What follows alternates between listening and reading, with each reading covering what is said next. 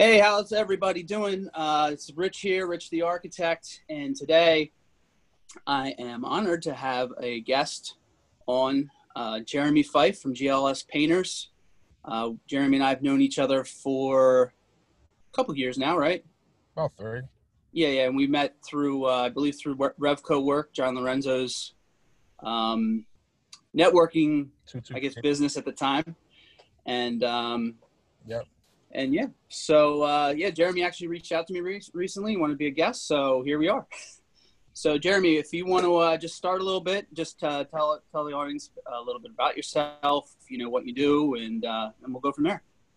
Thank you so much. First off, I'm honored to actually be here, so my hat goes off to you. Thank you so much for inviting me on your podcast. I greatly appreciate it. I'm a huge fan. You're actually a former client of mine, or still a client. We painted your ballerina, so thank you for your business. Yeah. A little bit about myself. My name is Jeremy Fyfe. I'm the owner of GLS Painters. We specialize in world-class customer service, residential and commercial painting, interior, exterior. Hold on. I'm sorry. What's going on? That gray, 5 gallons. You want all that dumped in the. So we got Jeremy's actually out Jeremy's out on a pod or on a job site right now. I am actually on a job site right now. So that was one of my guys asking me a question about some paint. So do what you gotta do. That's cool. Yeah. So back to it. We are based in Sicklerville, New Jersey. We always like to leave the job better than we found it. A little bit of my background. I was born in Philadelphia. And in between, I actually lived in Atlanta, Georgia. So that's actually where my story actually started at. And on my website, on GLS Painters, you'll actually see like the background story, our story. And it all started with a sandwich. So my mom, my first job, I was like 11. I was actually sweeping up hair at a barbershop. So that was my first time working. And she was like, look, man, there's a lot of women there. People get hungry. So let's just make some sandwiches while you're not sweeping hair and start selling them to the clients there. I talked to my man, Daniel Foster, who was the barber I was actually working underneath, and he was cool with it. So he allowed us to sell sandwiches there. And that was really how I got started as an entrepreneur. So I've been doing the entrepreneur thing for more than 25 years. And how old were you when on that? 11. Okay. All right. Yep. Yeah. I remember that age. I had a paper route and did that, and we had to go around door to door, try to sell subscriptions and then, so yeah, I feel you there. Then shortly after that, I moved to South Jersey. I went to Haddon Heights High School, so I graduated from. Met my wife, Kayon. We now have 2 beautiful sons, Jeremy Jr. and Liam. Good name. Liam's a good name. Yeah, so another thing, that's what I wanted to, I wanted to like say some of our commonalities that me and you have, Rich. So we both live in Jersey. We both like hip hop. We both have, we're both from Philadelphia. We both have sons named Liam. So actually, unfortunately, I'm not originally from Philly. I know you lived in Philly though. Oh yeah. No, I went to school there. I was there for a good 10, 15 years or so. But yeah, I grew up in Central PA. Yeah. So cool. But anyway, I get you. Yeah. Yep. Pennsylvania. All right. So your boys and your wife and. Yep. We are all stationed in Sicklerville, New Jersey now. That's basically where my business is based out of. Typical job for us, which we're on right now in Mount Laurel, would be a whole house paint job. So we paint everything, ceilings, walls, trim, doors, whatever you name it. If they want any customized colors, there's no extra charge for that. I know a lot of painting companies will say, oh, well, that's custom, so it's X amount of charge. And I just give you a flat rate. And we always try to leave a smile on our customers. So I guess that's why they choose us. We sand all of our walls prior to getting started. We're caulking, we're spackling, any nail pops, we're actually going to take care of that for you too. And then we offer a 5-year warranty after we're done. Okay. That's I don't know any painters who do something like that. So what would your warranty cover in terms of? So the warranty is basically on any bad workmanship, which we don't normally do, but let's say something didn't get caulked properly. We'll come back out and caulk that. If it doesn't really cover if you purposely or your kids nick the walls, but Right. if a coat was missed or if paint is failing for some reason, like the primer didn't set properly, or you caught something a little bit later, 2 years down the line or a year down the line, we'll definitely come back, no charge, and take care of that for you. And we're not charging you for any extra materials. We're going to go over there and take care of you. Do you ever get involved with any like new construction projects where you come in and paint or you know, do the spackling and all? No. So no? The main reason why we don't typically do new construction is because it's extremely low margins. I actually live in a new construction house. Mm-hmm. I actually like to come in after the new construction phase. So right. Once client moves in, that's my ideal client, because now they actually want to customize the project. They're going to want that attention to detail. In new construction, they just want you to fly and go. You spackle here and there. Everything is fast. Everything is super fast. So that's not how we like to do business. Yeah, and I could see like when you're talking about your warranty, if you're like nail pops and things like that are very common in new construction, and it would be hard for you to like try to kind of.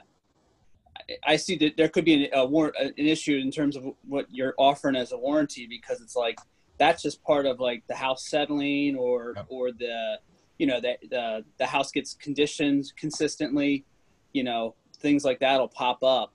And it's like, if it was a new construction, that's one aspect of where I'm like, well, I don't, you know, that might be an issue for you. You know what I mean? So,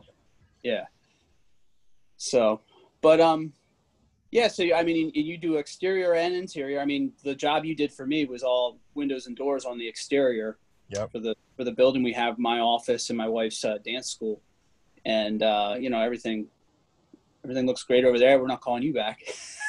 At least for that. Yeah. So, but you know, so, you know, what's actually your, like the primary service area that you provide your services for?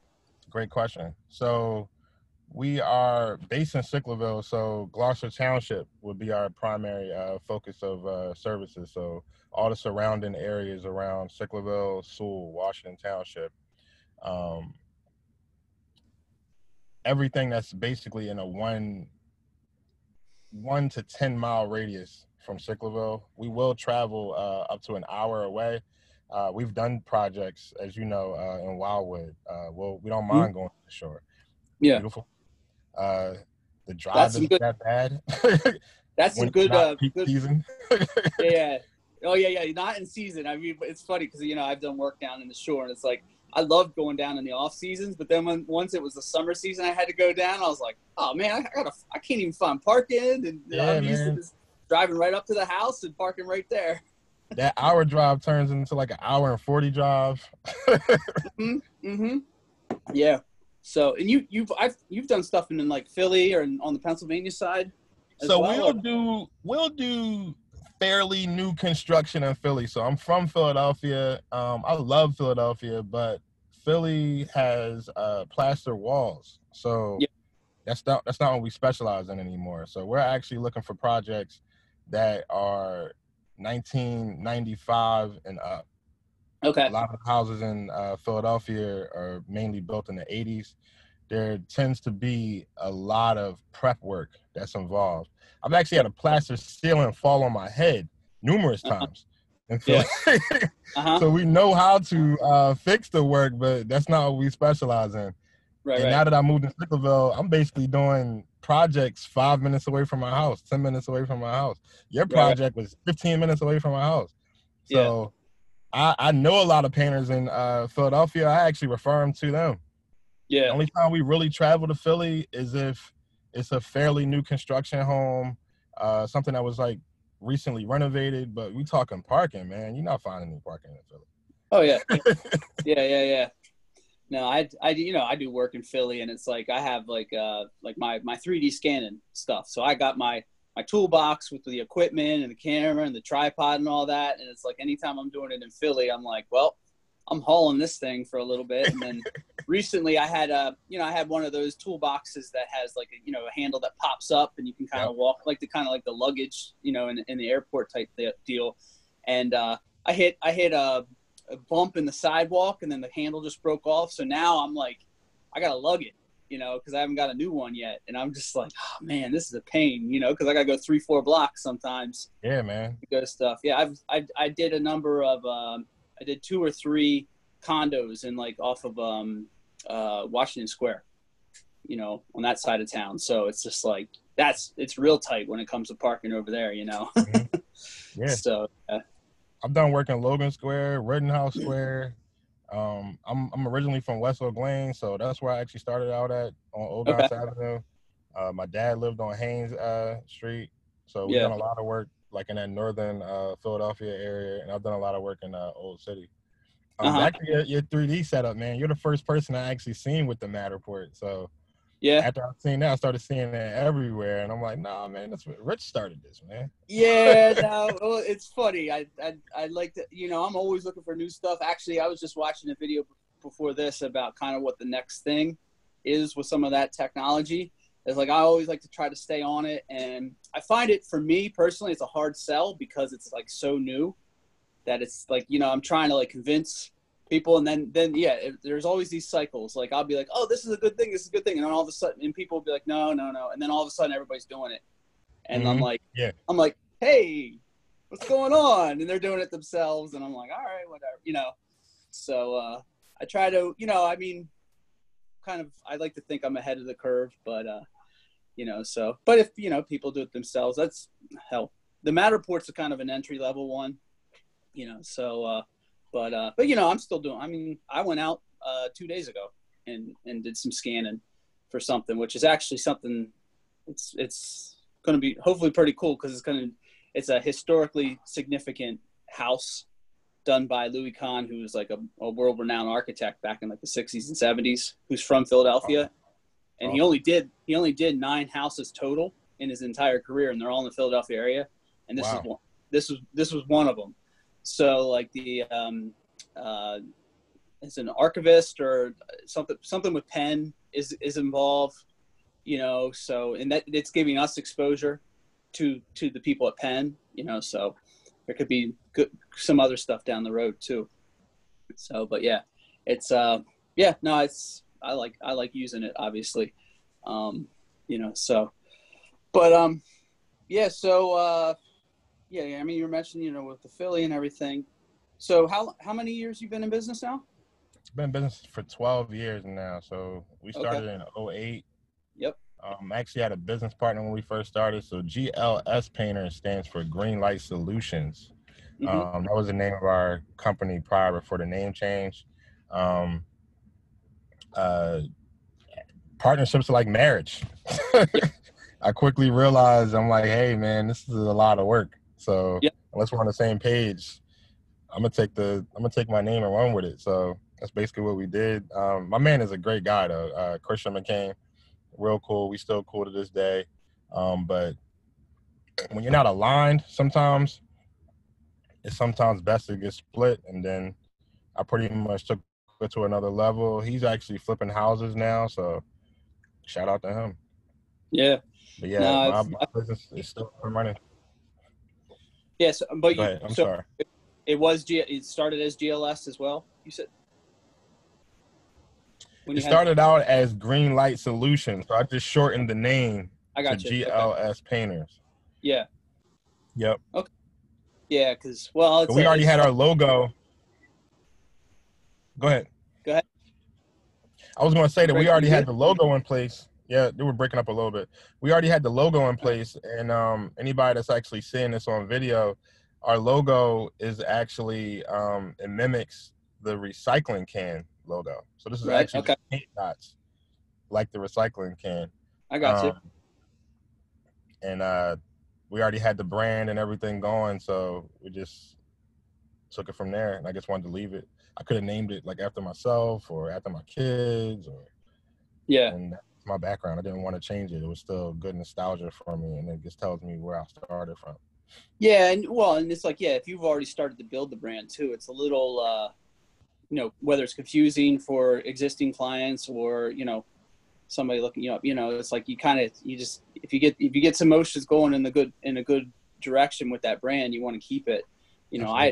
I went through a brand change, because it was more of a legal thing, because I had, I started off my company as Sanford Architects, and I was in Pennsylvania, and actually I had an office in Philly. And then in 2015, when I moved it back to Jersey, I had to change it because I couldn't say Sanford Architects because I'm a, you're a contractor, so you're regulated as well. Mm-hmm. So it's like, you got to go to the state and get a name. I'm assuming the contractors, you got to get a name approval as well. Yep. When you're going through that process. DBA, doing business as. Yeah.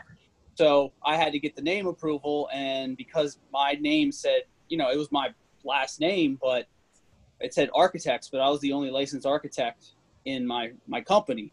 So because it was plural, they were like, no, you can't use that because that's false advertising. Wow. So I could have changed it to like Richard Sanford Architect or something like that, but I was like, no, let me think of something. And I don't know if you know this story, but I ended up naming it after my father-in-law who passed away. Dauntless. I think you briefly told me that when we were working together. Yeah. So I named it after because he used to have a sailboat company called Dauntless Enterprises. So my mother-in-law lives with us, and I talked to my mother-in-law. I was like, look, I'm thinking about changing it to Dauntless Design Collaborative. Can I use the name Dauntless? And she's like, yeah, go ahead. So we went, just went through that. And now, it's been 5 years now, and I think I've got a, good push there. But, it's funny. Some people you got your LinkedIn profile, right? So I changed it, 5 years ago. People are like, oh, congratulations for having your company for 5 years. And I'm like, no, I've had it for like 11 or 12, but you're not expecting anybody to keep track for you, so. Exactly, man. But yeah, you live in like a fast-paced world nowadays, so everything is instant. Nobody wants to do the background check or the even understanding what your background is, or nobody cares. They can see everything that's like right front and center, and if you're not looking appealing to the eye right then and there, they're just gonna not even care, basically, or just move on. Right. Yeah. Because it's like, it's important to have the logo is correct. You got your, social media, your website, everything needs to be kind of there. Because like, I know people who are like, oh, if I look up, like just do a Google search and you don't have a website, or your website looks like it's from the 90s or something, they're like, I'm going to pass. Like you got to have all those things kind of in place. That actually leads me to one thing is you're very active with like social media and, entertaining as well. So, was that just something you were looking to get into? Did you have a plan going into it? Or like, how did you get to the point where like now you're like, consistently doing it and the type of content you're putting out there? So I'm pretty creative. Or that's like I got like a good art background.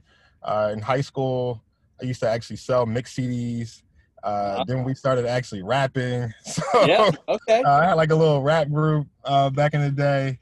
But long story short, we basically were always like engineering. So I used to mix stuff. I never really made beats, but I knew how to like mix sounds together. So I like music. So I just try to put music to my work as much as possible. So you know how people would say, well, that song is like a soundtrack to my life. I like to have a soundtrack to my own work. And like I said, I've been in business for like 12 years, and I've been pushing content for like at least 10 years or more on social media. And I love doing it, man. Yeah. It doesn't, and at the end of the day too, it's not even about what is appealing to other people. I like it. You know, that's why I put it out. And I actually have a passion for doing that type of stuff. Like the latest one that I put out, there's a song that my whole family has been singing in my house, John Legend, Shelter. Mm-hmm. Something that my kids will listen to. I'll put that in a video real quick or make something about it. And that's my inspiration. So my family is my inspiration. The people I know is my inspiration. The things I'll see, I might get inspiration from Rich the Architect, might get inspiration from any other entrepreneur that we'll see. I don't really copy people, but I like to use that inspiration. So I also like to think that my purpose in life is to create and inspire.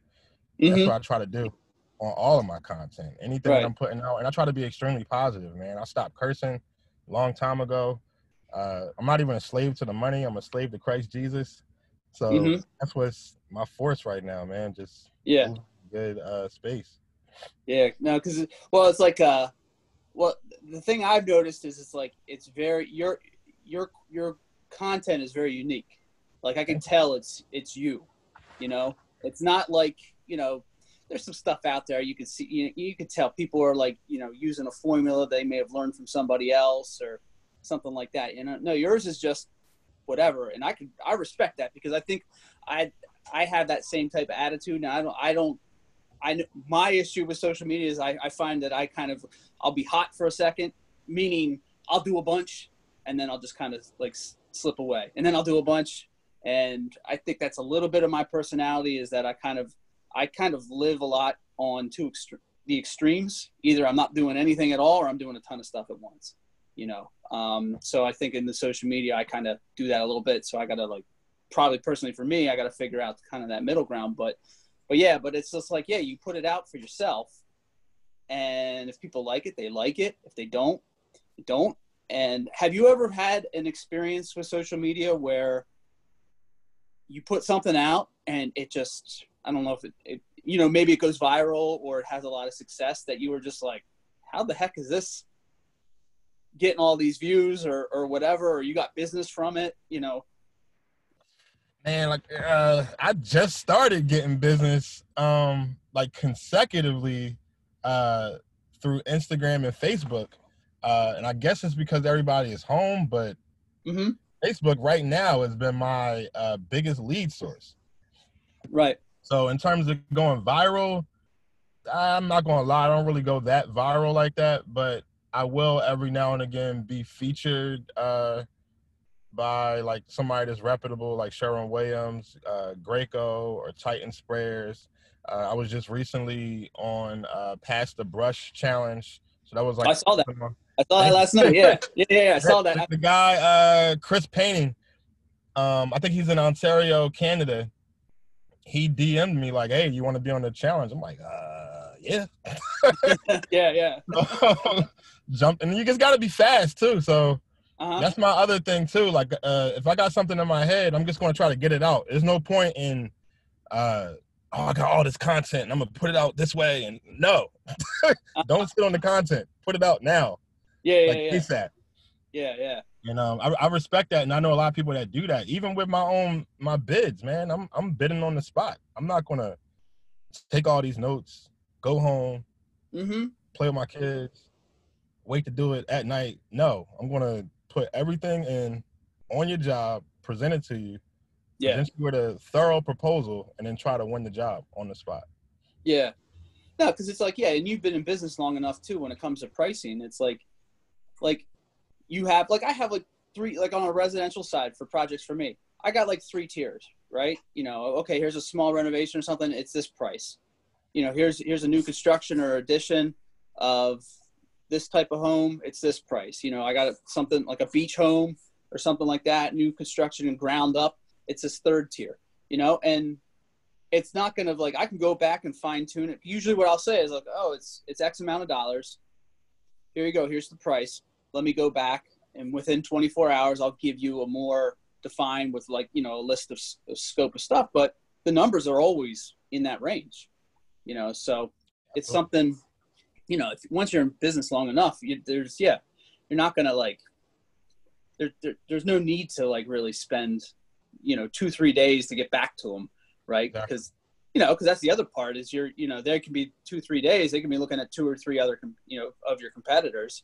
And if one of your competitors is like, oh, it's going to be this, here you go, you can sign it right now.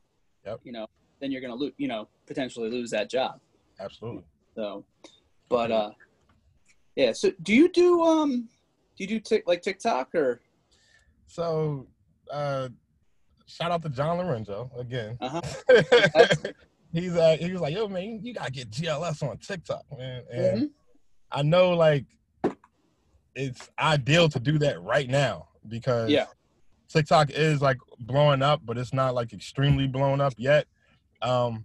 Again, man, you just gotta have time for that type of stuff, man. Like right now, we're booking in July. Right. I don't really got time to learn how to put a TikTok video together that's not necessarily going to bring in any revenue right now. You know? Yeah. I don't have any problems with learning it, but it's just after I get home, after like 5 o'clock, I got a second job, and that's dad. Being a husband, so. Yeah. No, I messed around with it for a while, and actually it was like, at kid time at night, you know, I had, like, if you were going to my TikTok thing, you can see, like, I did a video with my daughter, you know, and stuff like that, like the silly dances and that. But yeah, I mean, the crazy thing is exposure on there, but I don't know if it really equates necessarily to business. At least in my experiences, because I put something out there where it was a simple video of me messing with an electric panel in my building. I got close to 700,000 views. That's crazy. Yeah. And well, the one thing that I realized about that video, because I'm like, well, why did that get 700,000 views of just me with a tool testing an electric panel? Well, it's because somebody made a comment, and somebody made a wrong comment about electricity, and then people chimed in, and I think that just kind of like it built up. More people saw it. Comments came back, and there was a back and forth between not me but other people on it, and I just noticed that I was like, man, this thing is just building, you know. And then so, you know, of course that happens, so I'm like, oh, well, what else can I do?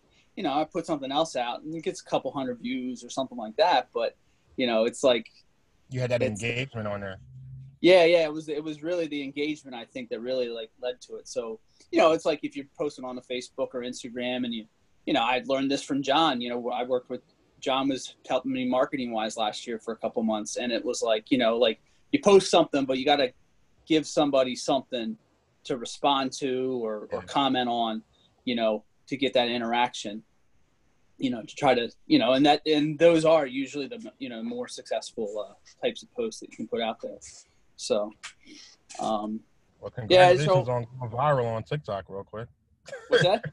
I said, congratulations on going viral on TikTok. Oh, yeah. Thank you. I mean, I kind of like leaning on it. It's funny because it's like, yeah, I'm not, it's this whole quarantine thing that we're going through right now. I've had some, I think there's been a mental block for me in terms of promoting stuff for some reason, but I'm kind of like, you know, 6-7 weeks into this now, I'm like, you know what, I got to like get this, so, you know, come again. Cause I was like, the thing with this podcast, I was like, oh, I got plenty of time now to do podcast work. I mean, I did one myself, and now you're my second one in the last 6 or 7 weeks.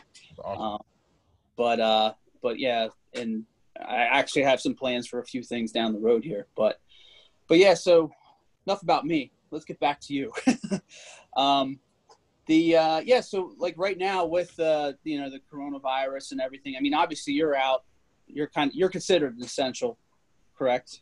As the well, how does that work for painting though? Because I mean, I guess in New Jersey, I know the rules are different than Pennsylvania. I know in Pennsylvania, there's been a big thing, like when it comes to construction, if it's an emergency situation, you know, like if you don't have a roof, the house is getting framed up, or there's no roof or something like that, or a roof leak or window leak or something, that can be fixed. But how does that work for a painter at this time? So from what I understand is that the laws actually keep changing, and we're actually about to start opening back up. But I think last week they actually shut down construction sites of more than 10 people. So anybody that has 10 or plus people on a construction site can't work. There's only on my sites from 1 to 3 people at a time. We're actually at someone's house. So we're not in a commercial facility right now. So we're not working on a college or a hospital or a school or anything like that, where you'll need a permit or anything like that of that nature. There's other construction companies that I do know of. Some are working, some are not working. Like a roofing company. There's a couple of roofing companies that I spoke to that are not working right now. I got off a call earlier with a plumber. He's inundated with work right now. So it's up and down. When it first broke out, the pandemic, I actually was a little scared, and my wife was. So we were like, I don't know if we're going to be working. So I did take off like a couple of days. Then I could start doing the research, networking with a couple of other painters. And they were telling me, like, no, man, we're essential. So you can actually still work. Just try to be safe. I go around with the PPE. I have my mask. I have my gloves. We still practice social distancing. A lot of the houses that we work on are mainly exterior. Right now we're on an interior, but there's a limited amount of people in the house. And when they are home, this is a 3-floor house, so they might all be in the basement at a time. And we watch what we're touching. We're still wearing gloves, and we still have our masks on while we're inside. So I'm thankful that we can still, because there's no way I can work from home unless I'm doing podcasts or pushing content, or that's not necessarily going to bring a check in right now for me. Right. Yeah. It might pay off in the long run, but right now, you guys still got to build. These bills are still coming in, right? So yes, they are, and they're not stopping. Yeah. So that's the thing. It's like, actually this week is my last. I set up here at home, even though I didn't really need to, because I work by myself, and we own the building where we're at, and my wife's dance school they're doing virtual classes, but it's not like there's students coming in and out of the place right now. So we were actually just talking last night that I'm like, you know what, I'm just going to move everything. I just have a desk with a computer. That's all I have. And that's all I need really, is moving. I'm going to move that back this weekend and start working from the office again, just to get out, because it's like, it gets a little, I used to work from home before, and it's after a while, it gets old real quick. So, so where, from this, whether it's this experience or any recent experiences, where do you see everything going for you now? In terms of, are you planning to grow, or are you planning to kind of stay where you're at and keep going? Or what you got going I've learned in the past I tried to grow last year in terms of just having a lot of people working for me. That doesn't really work out for my business model. I find it to be too much stress. I got young kids, I got a young family, so I'm really focused on them. So me actually growing my business right now, I'm actually comfortable where I'm at right now. Having manageable jobs, being on a job site, not stretching myself too thin, still networking. I enjoy that. I think once you get away from, I'm sorry. Sorry. I think once you try to scale up too fast and try to bring on a lot of business, problems start happening, man. Right. And where I'm at nowadays, I just want to be small. I just want to have no more than 3 employees. Where I see myself after this whole quarantine thing is over, I see us being still in business, still customer focused, still value oriented. If anything, I think this is going to strengthen the resolve for us. I'm actually getting a better relationship with a lot of my clients, so I'm reaching out to them at this time, even if they haven't given us any money in the past 6 months. I still just want to see how they're doing. Sending out thank you cards to everyone. I've actually been doing what's called a sticker swap on Instagram to other painters that I know. And we just been swapping out stickers. So I might get some stickers from the United Kingdom or Canada, Japan, so that's what's keeping my spirits high. And just caring, man. You got to be nice nowadays. There's no point of spewing any type of negativity. Who needs that right now? Yeah, no, it's definitely, I think, sometimes when you go on you see stuff online, people might be posting, whether it's like political stuff or just, you know, it could be frustrations of being stuck at home or whatever, but it's just like, yeah, I mean, how does that really help, you know, how you feel, you know? So yeah, trying to stay positive and everything. But you said an interesting thing there is that you're comfortable with your business. And I don't really hear a lot of people say that. You know, there's a lot of talk of like, oh, I want to be, sometimes people would say, I want to be the biggest of whatever their business is, or, you know, where it's like, no, you want, like, when you should be saying you want to be the best, but like, or, you know, or somebody may say, oh, I want to do $3 million in revenue this year, you know, and like, if they've reached that, they want to like tell the world and all that. But there's not a lot of people who are saying, hey, I'm good where I'm at. Yep. You know, and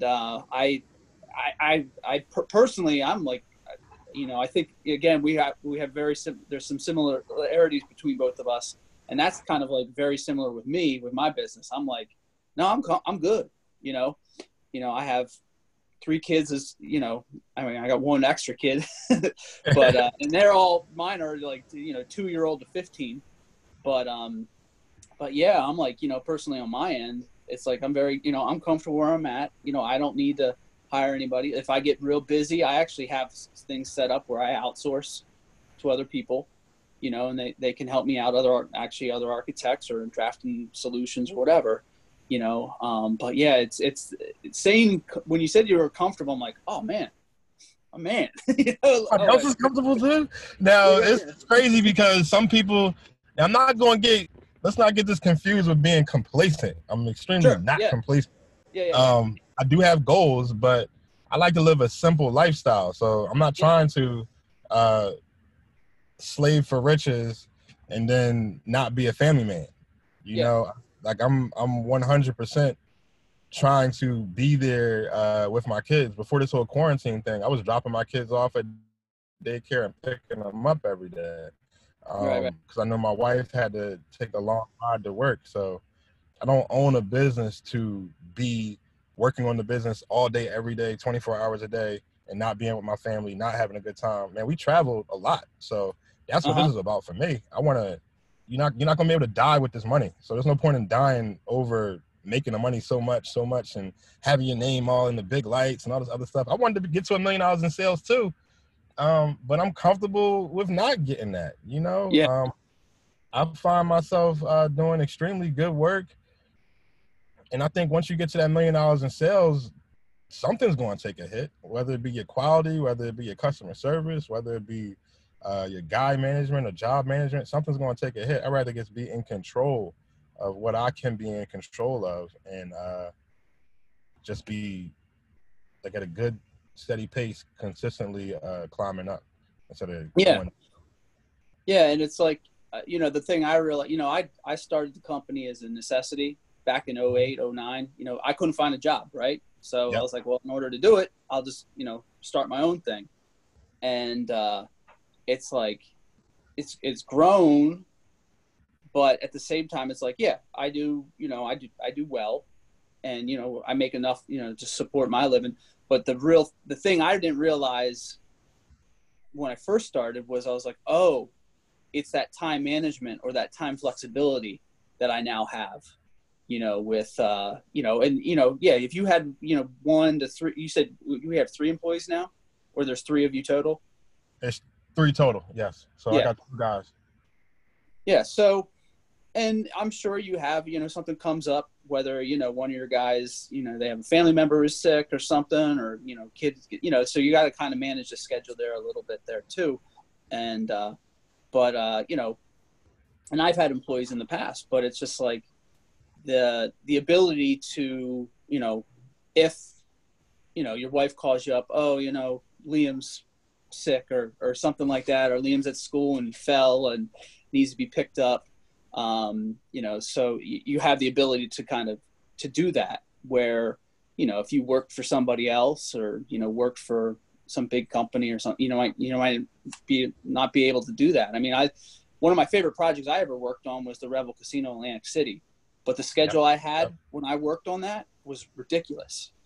You know, the amount of work that needed to happen. I remember I had to get stuff done in time. I remember one day I had to go into and this is, me having a job, not my own firm at the time. But like, I remember I had to go in at 3 o'clock in the morning to finish drawings so somebody else could take them and to a meeting that was at 9 o'clock, but then I'm working until, 8 o'clock at night still, because there was all of these responsibilities and there were bonuses that were available. If people met deadlines, then the casino was going to pay out all these ridiculous bonuses, not to me personally, but to the company I worked for. So there was always this push of like doing more. And it was just like, it just got to be crazy. And there was no, at the time, my Liam, who was at the time, like probably 3 or 4, and, we only had the one, but it was like, if anything happened with him, and my wife was working, she had her dance school back then too. And she worked in the evenings. So it was like, there was some tough nights there. Because she's trying to work and we're trying to find a babysitter, or we didn't even get a babysitter. She's working, my son's sitting at the front desk at the dance school and I got to pick him up, and he's not going to, care, I mean, we deal with it now, but we're all in the same building, so it's like that flexibility is very, very important. And we have you probably have situations where, you're saying you're traveling, right? We do things, well, I don't know if it's actually going to happen now. One of the things with the quarantine, like we had a family vacation, not like a weekend up in the Poconos to go to Great Wolf Lodge. Right. We don't go on the weekends because we have the flexibility. We'll go on a Wednesday night or a Thursday night. Yeah. We'll go when it's a little less crowded. I think it's a little bit more enjoyable for us, but if we had a job, we couldn't, it'd be a little bit hard to do that. So, that's the great thing about us, kind of doing this all. So, all right. Well, anything else you want to like cover or talk about? Cause I think we can probably, kind of wrap this up here. We've been about a half hour or so.